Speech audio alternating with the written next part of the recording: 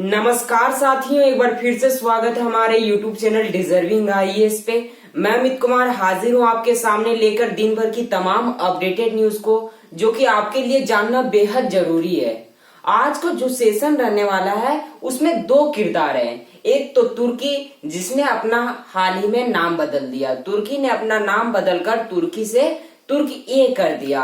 अभी हम लोग कुछ दिनों तक तुर्की ही लेकर चलेंगे, क्योंकि दुनिया में बहुत सारे इतने देश हैं जहां तक तुर्की का नया नाम अभी तक गया नहीं है। भले ही यूनाइटेड नेशन ने मान्यता दे दी है, लेकिन आप में से कई बच्चे होंगे जिनको ये नहीं पता होगा कि तुर्की ने हाल ही में अपना नाम बदल दिया है। तो अभी कुछ दिनों तक हम लोग यही लेकर चलेंगे, लेकिन जब ये हमें पता चल जाएगा कि ये नाम पूरा फेमस हो गया, तुर्की का नया नाम तुर्की हो चुका, ये सारे लोगों को पता चल जाएगा, उस दिन से मैं तुर्की कहकर पुकारूंगा। लेकिन फिलहाल मैं अभी तुर्की ही लेकर चल रहा हूँ। और दूसरा किरदार है ग्रीस, यानी कि ये दोनों जो देश है ये पड़ोसी देश है। यानी कि ये दोनों देश अपनी समुद्री सीमा साझा करते हैं और साथ में कुछ हिस्से लैंड वाला भी साझा करते हैं। ठीक है, अब किरदार दो है, लेकिन इसमें जो सबसे मेन किरदार रहने वाला है वो है एजियन सी का किरदार होने वाला है।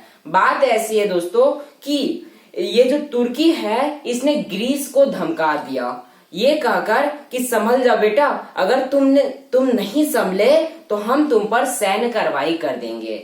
अब बात आती है कि तुर्की ने ग्रीस को क्यों धमका दिया। तो पड़ोसी किसी भी मुद्दे को लेकर लड़ जाते हैं। तो मैं इसी बात को आपको बताने के लिए आया हूँ। ठीक है, तो मैं एक छोटी सी मैप बना रहा हूँ, क्योंकि मेरे पास अभी मैप है लेकिन उसमें आपको दिखेगा नहीं, इसलिए मैं आपको यहाँ पर कुछ मैप की तरह बनाकर आपको समझाने वाला हूँ। अगर आप इंडिया के जस्ट वेस्ट साइड में जाइएगा, पश्चिम दिशा में, तो आपको मिलेगा इधर तुर्की मिलने वाला है। तुर्की का मतलब 97% आता है एशिया के अंदर, लेकिन तुर्की इतना समझदार है कि इसका जो 3% हिस्सा यूरोप में आता है। तुर्की का जो 3% हिस्सा है, 3%, वो यूरोप के अंदर आता है। 97% इसका एशिया के अंदर आता है। अब तुर्की इतना समझदार है, इसने क्या किया, ये जानता था कि यूरोप के जो देश है ये डेमोक्रेटिक कंट्री है और साथ में ये विकासशील देश बनने जा रहे हैं भविष्य के अंदर।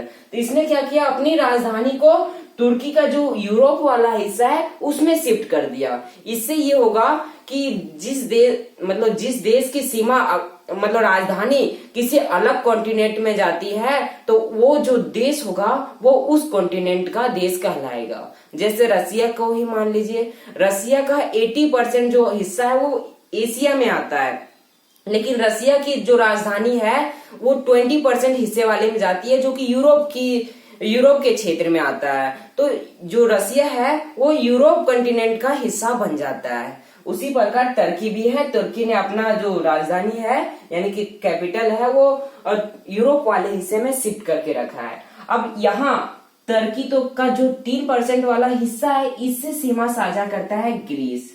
कौन करता है?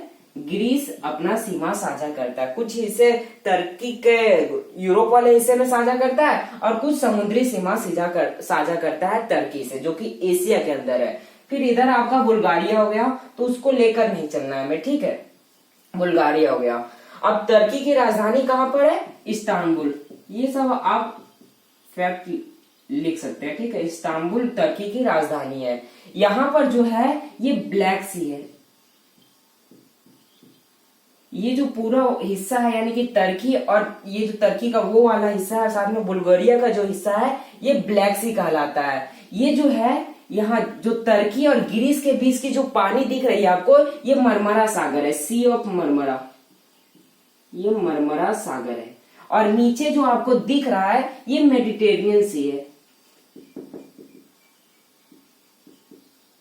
टेरानियन सी। ये क्या है? मेडिटेरेनियन सी है। और यहाँ पर सी ऑफ मरमरा है। अब सी ऑफ मरमरा जो कि इन दोनों को अलग करती है, यहीं पे मिलता है आपका एजियन सी। क्या है? एजियन सी। ये जो हिस्सा है ग्रीस और टर्की का, जहां पर इनकी समुद्री सीमाएं मिलती है, वो कहलाती है एजियन सी। और मरमरा सागर कहाँ है? इन दोनों को अलग करने वाली सागर को मरमरा सागर कहते हैं। तो एजियन सी एजियन सी में बहुत सारे आइलैंड है, यानी कि द्वीप है। बहुत सारे आइलैंड, छोटे छोटे द्वीप होंगे जरूर, क्योंकि सागर है तो वहां पर द्वीप होना पक्का है। अब जब फर्स्ट वर्ल्ड वॉर खत्म हुआ था उस समय ग्रीस और तुर्की के बीच एक समझौता हुआ था 1923 में। कब? 1923 में ग्रीस और तुर्की के बीच एक समझौता हुआ था। उस समझौते में कहा गया था कि ये जो आइलैंड्स है एजियन सी के अंदर, वो आइलैंड को हम 50-50 बांट देते हैं, यानी कि जो ईस्ट वाला हिस्सा होगा वो तुर्की का होगा और वेस्ट वाला हिस्सा होगा ग्रीस का। और ये जो बांटी गई थी, ये इस शर्त पर बांटी गई थी कि यहाँ पर कोई भी मिलिटराइजेशन नहीं किया जाएगा, यानी कि कोई भी देश अपनी सेना यहाँ पर नहीं भेजने वाला है। क्या? कोई भी देश यहाँ पर अपनी सेना नहीं भेजेगा और कोई भी मिलिट्री एक्सरसाइज एजियन सी के आइलैंड पर नहीं किया जाएगा। और इस शर्त के आधार पर इन दोनों के बीच एजियन सी के जो आइलैंड है उसका विभाजन किया गया। ये तो बात रही 1923 की। लेकिन बात अभी ये है कि ग्रीस है वो एजियन सी के अपने द्वीपों पर, जहां पर इसकी जो द्वीप इनके बांटे गए हैं, यानी कि इससे कहा गया था कि 50-50 बांट लो, और जो इसके 50% हिस्से हैं उस पे ये क्या कर रहा है? मिलिटराइजेशन कर रहा है। मिलिटराइजेशन यानी कि सैन्यकरण। सैन्यकरण का मतलब होता है कि ये अपने यहाँ मतलब यहाँ पर मिलिट्री एक्सरसाइज करवा रहा है और साथ में अपनी सेना को यहाँ पर तैनात कर रहा है। ठीक है, तो सेना को तैनात कर रहा है। तुर्की को जब ये बात पता चली तो तुर्की हो गया नाराज। तुर्की ने कहा कि तुम 1903 की जो समझौता हुआ था 1923 के अंदर, उस समझौते को तुम तोड़ रहे हो। और अगर तुम ऐसा करते रहे, यानी कि तुम वहां पर डीमिलिटराइज नहीं किए, तो हम तुम पर सैन्य कार्रवाई कर देंगे, हम तुम पर हमला बोल देंगे। डीमिलिटराइज का मतलब होता है विसैन्यकरण, यानी कि अपनी सेना को वहां से नहीं हटाए तो हम तुम पर हमला कर देंगे। और तुर्की ने अच्छी तरह से ग्रीस को समझा दिया है। आने वाले समय में हमें ये देखना है कि क्या ग्रीस इस तुर्की की इस धमकी को सही तरीके से लेता है, और अगर नहीं तो तुर्की के द्वारा ग्रीस पर हमला कर दिया जाएगा। और जो तुर्की के राष्ट्रपति हैं रसब तैयब एर्दोगान, वो इन्होंने ये भी कहा है कि हम मजाक नहीं कर रहे, इट्स नॉट अ जोक, हम मजाक नहीं कर रहे हैं, हम तुम पर सैन्य कार्रवाई कर सकते हैं। तो आपके मन में सवाल उठता होगा कि क्या ये दोनों सैन्य कार्रवाई कर सकते हैं? जी हाँ, कर सकते हैं। तुर्की के अंदर राष्ट्रपति चुनाव होने वाले हैं। अब राष्ट्रपति चुनाव होने वाले हैं तो अंतर्राष्ट्रीय मुद्दे तो चाहिए। तो तुर्की को एक मिल गया है अंतर्राष्ट्रीय मुद्दा जिस पर रसब तैयब एर्दोगान काम करना शुरू कर सकते हैं। क्योंकि अगर अंतर्राष्ट्रीय मुद्दों पर लड़ाई होती है तो जनता सरकार से सवाल नहीं पूछती है। जनता कहती है कि आपको जो करना है करो, हमारा सपोर्ट है, लेकिन हमें जिता दो। ये रहता है जनता का सपोर्टिव। भारत के अंदर भी कई चुनाव मुद्दे इसी पर लड़े जाते हैं। तो तुर्की के द्वारा ग्रीस को अच्छी तरह से समझा दिया गया है। अब बात आती है कि ग्रीस ने क्या जवाब दिया। तो ग्रीस ने कहा कि आप कुछ भूल रहे हो। तुर्की ने पूछा क्या? कि 1945 में यूएन की स्थापना हुई। अच्छा ठीक है, यूएन की स्थापना हुई, उससे क्या? तो यूएन की जब स्थापना हुई, संयुक्त राष्ट्र की जब स्थापना हुई, तो उसके तहत कई सारे मतलब समझिए कि एजेंसीज बनाई गई, एजेंसी और कई सारे लॉ बनाए गए, कानून बनाए गए। उसमें से एक कानून था अनक्लॉज, यानी कि ये जो अनक्लॉज है ये एक यूएन के द्वारा बनाया गया है एक कानून है। किसके द्वारा बनाया गया एक कानून है?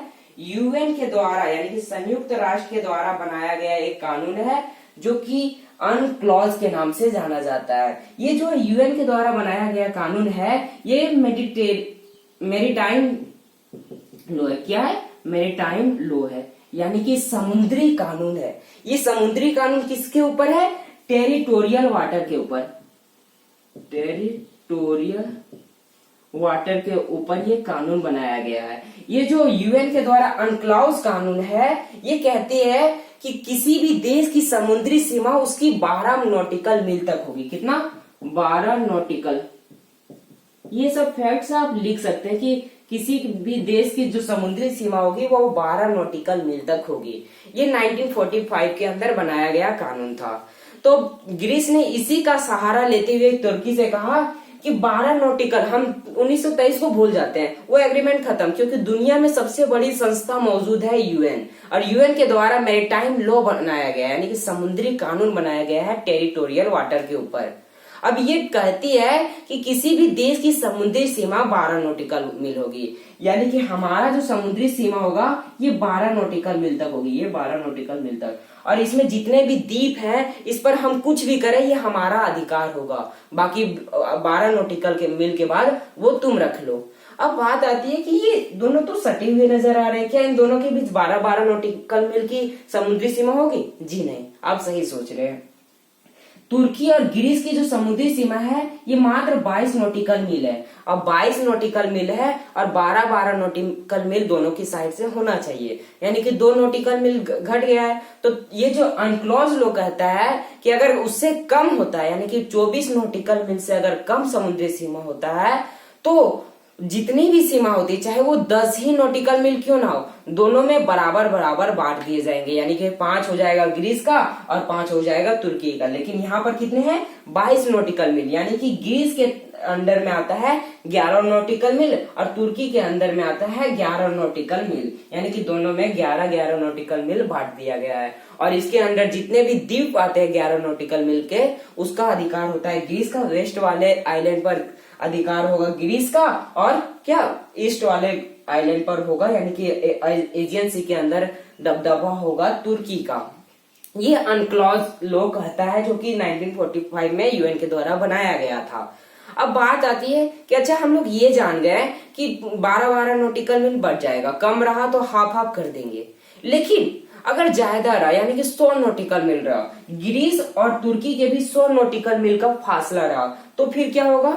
तो ये होगा कि 12-12 नॉटिकल मील तो रह जाएंगे, लेकिन बीच का जो नॉटिकल मील बचेगा यानी कि 12-12 24 नॉटिकल मील हुए, और बाकी जो 76 नॉटिकल मील बचेंगे वो किसी का नहीं होगा, यानी कि उसमें दुनिया के सारे देश अपना हुकूमत जता सकते, हुकूमत नहीं जता सकते, क्योंकि दुनिया में यूएन नाम की संस्थान है जो कि ये सब मुद्दों पर ध्यान रखती है। तो जो बाकी के 74 नॉटिकल मील होंगे बीच का, वो क्या, वो दुनिया के लिए होगा। वहां पर कोई भी देश जाकर कुछ भी कर सकता है, कोई भी मिलिट्री एक्सरसाइज हो या किसी भी तरह की चीज हो वो कर सकता है। जैसे कि चाइना यूएन की इस कानून को नहीं मानता है, और चाइना जो साउथ चाइना सी है उसमें पूरा हिस्सा खुद का ही मानता है। ठीक है, तो यहाँ पर बात है 11-11 नॉटिकल मील की, जो कि ग्रीस ले लिया और तुर्की ले लिया।